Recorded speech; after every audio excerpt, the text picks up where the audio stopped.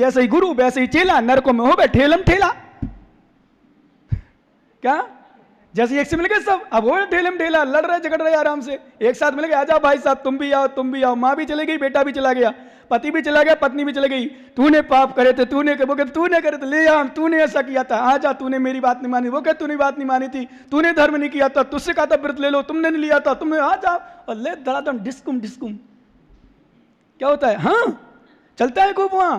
यही तो है विशेषता। इसलिए ज्ञानियों बच के रहो, एक और ना कोई भी चीज नहीं है। विश्वास करो, कर्म का रोना है, कर्म का उदय है, यही आ रहा है। कोई दुकानदार अच्छा कमा रहा है वर्तमान में, कोई दुकानदार बैठा हुआ है रो रहा है, बोले महाराज इस साल तो डमाडोल छे, इस साल तो काई बिजनेस कौन है। और देखो भागचंद जैसे यानी भाग में अजमा रहे, मजे मस्त।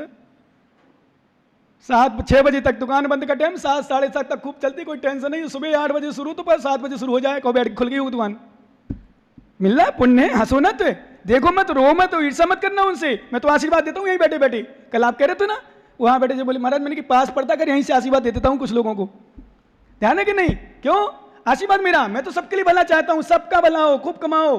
क्यों कमाया है? मंदिर में लगाएगा, दान करेगा, घर में लगेगा, परिवार में लगेगा, सब में लगेगा। कमाओ आराम से, धर्म करो। लेकिन इसलिए जलो नहीं, किसी को देखकर जलना नहीं, इसकी दुकान अच्छी क्यों चल रही, अपने में रो नहीं, मेरा कर्म उदय चल रहा है, उदय चल रहा है। इसलिए एक और ना निमित्त है। हमारे आचार्य महाराज स्पष्ट कह रहे हैं, जीवा जीवम भीव जू, समझो जीव अजीव के भेद को। जो जीव अजीव के भेद को जानो, जानते जाने, जो जीव अजीव के भेद को जानता है वह सब कुछ जानता है, और सब कुछ जानने वाला ही मोक्षम कारण यही जानता है। जो इसी को आचार्य ने, योगियों ने क्या कहा? मोक्ष का कारण कहा। ऐसा जानो हे योगी, मोक्ष का कारण क्या है? भेद जान लो। हमने बताया था आपको, एक जिन जीवन्या पुद्गलश्चान्य इत्सव तत्संग्रह इदन्न दुचते किंचित सुस्तु तस्य विस्तरा। जानो बस, समझो, समझना है नहीं, सुनना है नहीं। एक बार देखो ऐसे लाभ होता है, सुन लो ज्ञानी तुम लोग। एक बार एक संत के पास एक भक्त पहुंचा, केसरी लाल जैसे, दीक्षा नहीं दिला रहा हूं, चिंता मत करना माता। तो वो बोले महाराज आशीर्वाद दो, कोई नियम दे दो। नियम दे रहा हूं, दे दूं? ओ माता दे दो नियम। काई का महाराज? किस चीज का? अभी पूछ रही, मतलब अभी नहीं समझ ली। तो नियम मांगा, तो मैंने कहा बाबा एक काम करना, ब्रह्म मुहूर्त में उठना। किस में उठना? ब्रह्म मुहूर्त में उठना। दूसरा नियम दे दिया मैंने कि अतिथि का सत्कार करना। और तीसरा नियम दिया कि क्रोध के समय अपने आप को काबू रखना, शांति बना के रखना जब क्रोध आए। काई पहले ही से 6 थे, बड़ी गारंटी ले रही। तो मां उन्हें थोड़ी दे रहा हूं, मैं तो दुनिया को दे रहा हूं। सुनो, मनुष्य सबको दे रहा हूं मैं तो। वो बोलो अब नहीं दूंगा थारे बाबूजी को। 3 नियम ले लो सभी। अब 3 नियम, राजा था, नाम मैंने चेंज किया था, राजा को नियम दिया एक साधु ने, तो हमने अपना नाम ले लिया। वो यहां हमने इनका नाम ले लिया। अब थाने परेशानी तो नाम नहीं लूंगा, अब तो इनको कहूंगा, इनका नाम ले लिया। ठीक, खुश? अब सुनो, तो 3 नियम दिया। अब देखो गुरु की बात मानने से कितनी बड़ी फायदा हुई वो बता रहा हूं मैं आपको। साधु की बात मानने से और श्रद्धा के साथ। तो ब्रह्म मुहूर्त में उठना, तो ब्रह्म मुहूर्त में उठना, तो जब ब्रह्म मुहूर्त में उठने लगा, 8 बजे उठता था, कभी 9 बजे उठता था, कभी 7 बजे, कभी कितने बजे उठ जाता था, 10 बजे, कभी 11 बजे, संडे हो तो, गुरुवार हो तो फिर कोई टेंशन कौन है, दुकान बंद से आज तो ब्रह्म मुहूर्त में राजा उठने लगा। और जैसे ही ब्रह्म मुहूर्त में उठ रहा था, घूमने जा रहा था, वहां एक देवी प्रकट हुई और देवी ने सूचना दी, बोले राजन आपकी 3 दिन बाद सर्प के द्वारा मृत्यु हो सकती है, आप अपनी थोड़ी सी रक्षा करना। राजा को दिमाग आया, गुरु की बात याद आई। अब जब फल मिलता है तब गुरु याद आते हैं, ध्यान रखना।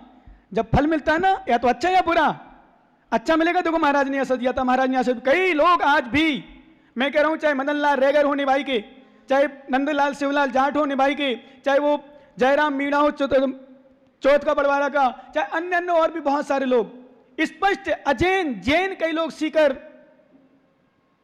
निभाई, टोंक, नेनमा, बहुत सारे लोग अभी भी ऐसे लोग आते हो, कहते हैं जब कोई बात, चौथ का बड़वारा, बहुत सारे लोग, यूपी एमपी से ले लो, चिरगांव, गुरसराय, ललितपुर, भोपाल, कई लोग कई जगह से पहले जुड़े हैं, बीना। एक ही बात कहते हैं, जब कोई बात आती है किसी विषय का, तरक्की होती, उत्थान होता है, बोले हमें तो महाराज का आशीर्वाद है, उनके फल। और कई परिवार ऐसे हैं, बोले पूरे परिवार में कोई भी समस्या आती है, कोई भी समस्या, बोले महाराज का नाम ले लेते हैं, गुरु का नाम लेते हैं, ठीक हो जाता है। और गुरु का नाम चल रहा है, और सच भी है। हमने कहा था आपको, कल परसों वैद्य जी आए थे, आपको ध्यान हो, अब नाम तो नहीं, वो सरकारी वैद्य कोटा से आते हैं, वो भी स्पष्ट कर रहे थे। एक दिन आए आशीर्वाद लेके किसी विषय का सामान्य रूप से, और फिर दूसरे 4-5 दिन फिर बाद आए, बोले महाराज आपके आशीर्वाद से काम हो गया लगभग मानो ही। मैंने कहा देखो श्रद्धा। फिर उनको उनसे कहा, मैंने समाधान दिया, मैंने अपना वो नहीं किया, मैंने अपनी बराबरी, हाँ मैंने अच्छी प्रशंसा पाली, बढ़िया अच्छा किया। मैंने कहा वैद्य जी मेरे आशीर्वाद से नहीं हुआ, जो तुम्हारी आस्था मेरे प्रति है, निर्गंत दिगंबर साधु के प्रति, उस आस्था ने तुम्हारा काम किया। किसने काम किया? उस आस्था ने। कोई काम नहीं करता है, आस्था, तुम्हारा विश्वास काम करेगी। जब भी काम करी ध्यान रखना, अटा बाबा लो नोट कर लेना, मेरा आशीष काम नहीं करेगा, मैं काम नहीं करूंगा, तुम्हारी आस्था यदि रहेगी हम पर तो काम करेगा, नहीं तो कुछ भी नहीं होगा। तो मालूम उसने गुरु के आशीर्वाद से, गुरु मंत्र लिया, नियम लिया, और नियम लिया तो उसको सुबह सुबह क्या हुआ? देवी मिली। कौन सी देवी मिली? एक देवी। क्या समाचार दिया? क्या समाचार दिया? 3 दिन बाद सर्प से के द्वारा तुम्हारी मृत्यु हो सकती है, या मृत्यु होगी, ऐसा सामान करके उपदेश देके चली गई। तो उसने पहले नंबर गुरु को याद किया, धन्य महाराज नमोस्तु, यहां से हमने आशीर्वाद दिया, खुश रहो। 3 दिन बाद, और 3 दिन पहले उसने तैयारी कर ली, सर्प आएगा, कहां से आएगा, सब पूछ लिया था उनसे। तो वहां से लेकर जहां राजसभा बनी थी, यानी उसका जो सभा स्थल थी, वहां तक पूरे रास्ते में बढ़िया मैटी कालीन वगैरह बिछा दी गई, बढ़िया नई। और सबसे बोल दिया मेरा अतिथि आ रहा है, उसको परेशान मत करना। बोले अतिथि कौन? बोले एक सर्प आएगा, मेरा वो अतिथि है, मुझे ले जाने आ रहा है। तो बढ़िया रास्ते में सब जगह दूध की कटोरी, दूध वगैरह रख दिया गया। अब ध्यान सुनना क्या नहीं, ध्यान सुनना, यहां राजा के कोई लड़का नहीं था, मात्र एक लड़की थी। 3-4 रानियां थी, या एक रानी थी। तो रानी का एक लड़की थी। उस लड़की को जब पता चला, पत्नी को पता चला, रानी को पता चला, सबको पता चला भाई राजा की मृत्यु होने वाली है, उस लड़की को पहले से बहुत कुछ तैयारी कर दी, तैयारी करी बहुत सारी, क्योंकि राजा मर जाएंगे, पति मर जाएंगे, पिता चले जाएंगे तो क्या होगा, उसकी व्यवस्था बनाई। यहां ध्यान देना, रानी इस चिंता को, चिंतातुर बेटी चिंतातुर, पूरा सभा, पूरी सभा, पूरी जनता, पूरी राजसभा, पूरे राज्य के लोग कि राजा की मृत्यु सांप के द्वारा होगी। तो राजा ने बड़ी तैयारी की, और जैसे ही राजा ने सबको संकेत कर ही दिया था कि मेरा अतिथि सर्प आ रहा है मेरे अतिथि के रूप में, उसको कोई बाधा नहीं होना चाहिए, किसी प्रकार की इतनी व्यवस्था बनाओ कि वो खुशी खुशी आए प्रसन्न मुद्रा में। और जैसे ही वो सांप आया लहराता हुआ, चलता हुआ, विश्वास करो जैसे ही राजा के पास पहुंचा, उसने अपना फण उठाया और सिर झुकाया और राजा से बोलता है, राजन मैं तुम्हारे अतिथि सत्कार से प्रसन्न हूं, और मैं अतिथि सत्कार से इतना प्रसन्न हूं कि जितने जितने मेरा सम्मान किया है, मेरा उपकार किया है, मेरा भला किया है, उसको मैं नहीं काटूंगा, नहीं मारूंगा, मैं स्वयं मर जाऊंगा। और वो स्वयं मर गया। राजा की क्या हुआ? जान बच गई। अब दूसरा वचन काम आया कि नहीं? अतिथि सत्कार करना सीखो, अतिथि सत्कार करो। 2 वचन हो गए ना? कौन कौन से? ब्रह्म मुहूर्त में उठो, देवी मिली। दूसरा अतिथि सत्कार करो, सर्प ने नहीं मारा। तीसरा, अब देखना, घर जैसे गया प्रसन्न मुद्रा में, कमरा खुलवाया, गेट खुलाया, जैसे ही गेट खोला और गेट खोलती दूसरा दृश्य नजर आया कि एक लड़का युवा रानी के गले से लिपटा हुआ था। क्या? रानी के गले से लिपटा हुआ था। और जैसे ही रानी के गले में लिपटा हुआ लड़के को, युवा को देखा, युवा को देखते ही राजा को गुस्सा आ गई, क्रोध आया, उसने तलवार म्यान से निकाल ली, इसको दोनों टुकड़े कर दूंगा, अभी दोनों के दोनों टुकड़े कर दूंगा।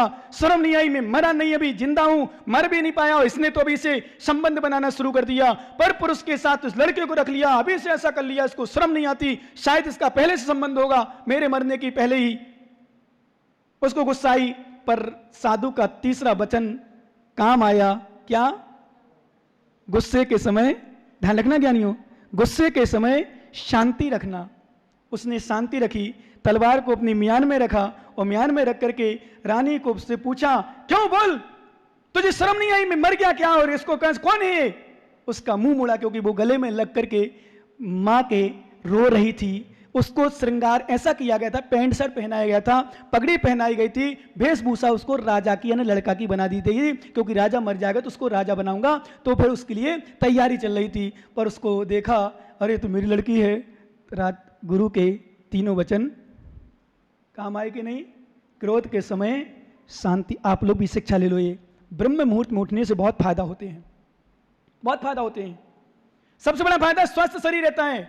जो भूत होते हैं, भूत सुन गया नहीं, जो भी उठते हो लेट पीछे वाले भूत होते हैं कुछ 7 बजे 8 बजे 9 बजे, हाय सोमू का पापा जो भी हो, सभी जो सुन रहे हो नाम नहीं मुझे पता, जितने लोग लेट उठते हो ना 8 बजे 9 बजे, कितने बजे उठते हो?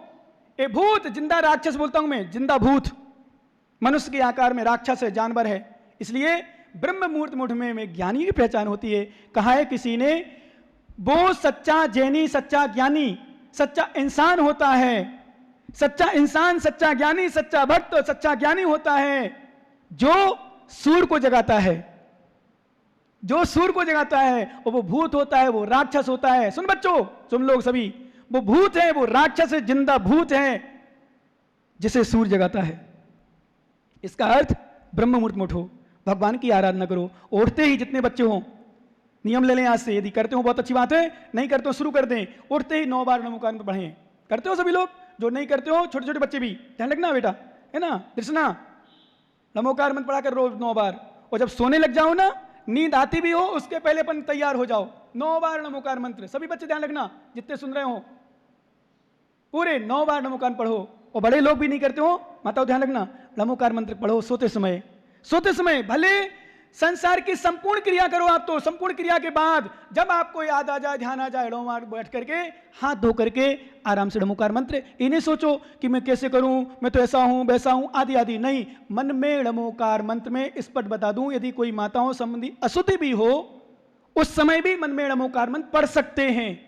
तो फिर तो ये सामान्य संसार की क्रियाएं हैं, कोई भी खाना पीना करके, एक पल्ला करके, कुछ भी कल्ला कर लो, आराम से मन में बिस्तर पे बैठे बैठे, लेटे लेटे भी, वैसे लेटने का समय नहीं, लेट के उठ जाओ 2 मिनट, यदि लेट गए हो, ध्यान ना हो, लेट गए हो तो 2 मिनट क्या 9 बार नमोकार मंत्र कितना लगेगा समय? तो 9 बार नमोकार, क्योंकि कई लोगों की धारणा होती होगी कि मैं अभी सही नहीं हूं, अशुद्ध नहीं हूं, ये नहीं हूं, वो नहीं, आदि आदि नहीं। भगवान का नाम लेने में शुद्ध अशुद्ध की आवश्यकता नहीं पड़ती। इसके लिए प्रमाण देखना हो तो पूजा का छंद देख लो, आप पवित्र पवित्रो वा सुसतो दुस्ततो भी वा ध्यायेत पंच नमस्कारम सर्व पापई। पढ़ते ना, ध्यायेत पंच नमस्कार, अर्थात कहने का अर्थ यह है सर्वपूर्ण पाप का क्षय होता है। आप पवित्रो वा, चाहे मैं पवित्र हूं चाहे पवित्र हूं, कैसा भी हो, ध्यान रखना, सब लोग समझ गए होंगे, सब मेरी बात पूरी जितनी है, कैसे भी अवस्था में हो आप, संपूर्ण संसार की संपूर्ण क्रियाएं करने के बाद सोने लग जाओ तो 9 बार नमोकार मंत्र जरूर पढ़ना। क्यों? उसमें रहस्य। और एक बात यदि हो सके आपसे तो 4 प्रकार के आहार पानी का त्याग करके सोना। नमोकार मंत्र पढ़ो उस समय जब तक सोऊं, सोते सोते तो खाना नहीं है, रात में भूख, यदि रात में त्याग नहीं भी हो, मान लो तुम्हारा फलाहार का, पानी का, दूध का, चाय का इत्यादि का, उठ के तो खाओगे ना, पर जब तक मैं सो रहा हूं, लेटा हूं, तब तक नहीं खाऊंगा। चाह त्याग कर दो और संपूर्ण परिग्रह का त्याग कर दो जब तक लेटा हूं। तो यदि कदाचित भूलवश या हमारे कर्मोदयवश आयु क्षीण हो जाए और मृत्यु हो जाए और त्याग के साथ तुम मर जाओ, अच्छे परिणाम हो, तो नियम से तुम्हारा जिंदगी में सब कुछ कर लिया, पाप करके भी सोते फिर भी तुम्हारी सदगति होगी, क्योंकि मरते समय अच्छे परिणाम होना सदगति का प्रतीक है। क्या?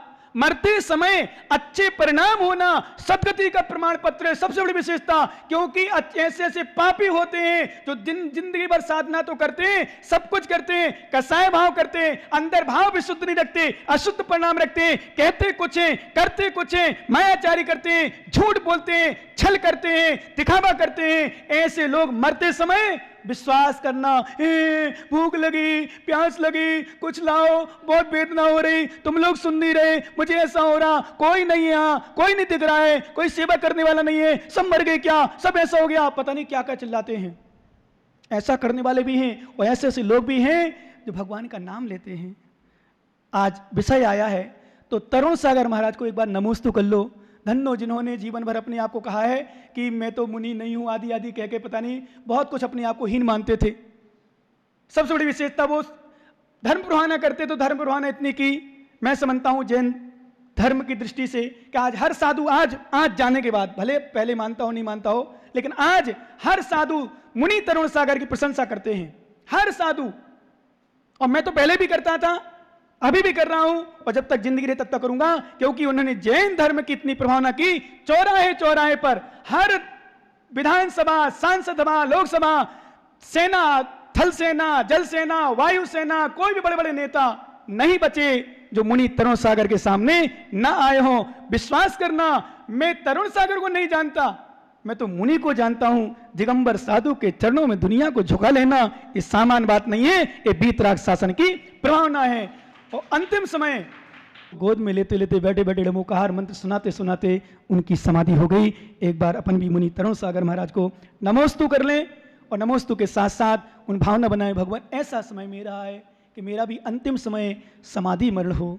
अंतिम समय जब भी मेरा अंतिम हो, तब मेरा समाधि, भगवान आपका नाम लूं, आपका नाम मेरे हमेशा मेरे कंठ में बना रहे, मेरे हृदय में बना रहे, मेरे ओंठ में बना रहे, बस मैं कुछ नहीं चाहता। इसलिए निरंतर आप लोग भी भावना बनाया करो। जीवा जीवम भेवजू जानिम तिम जानियो मोकम कारण येऊ बढ़ाई जो योगी, योगी जन कहते हैं जो योगी जीव अजीव के भेद को जानता है, समझता है। विश्वास करो ज्ञानी, वही सबको जानता है। बस जीव को जान लो, अजीव जान जाओगे। अजीव जान जाओगे तो सब जान लिया जाना चाहिए संसार में, क्योंकि मुख्य द्रव्य दो ही हैं, मुख्य तत्व दो ही हैं, मुख्य विषय दो ही हैं। कौन कौन से? जीव और अजीव। और अजीव भी किसके लिए? जीव के लिए। और जीव के लिए आवश्यकता नहीं है। आत्मा आत्मा है, आत्मा में लीन होना है, आत्मा में लीन होकर के मोक्ष पद प्राप्त करना है। ऐसी भावना बनाओगे तो नियम से हमारा भी मोक्ष होगा। शेष चर्चा अपन आगे करेंगे, क्योंकि आज का अपना समय हो चुका है। भगवान महावीर स्वामी की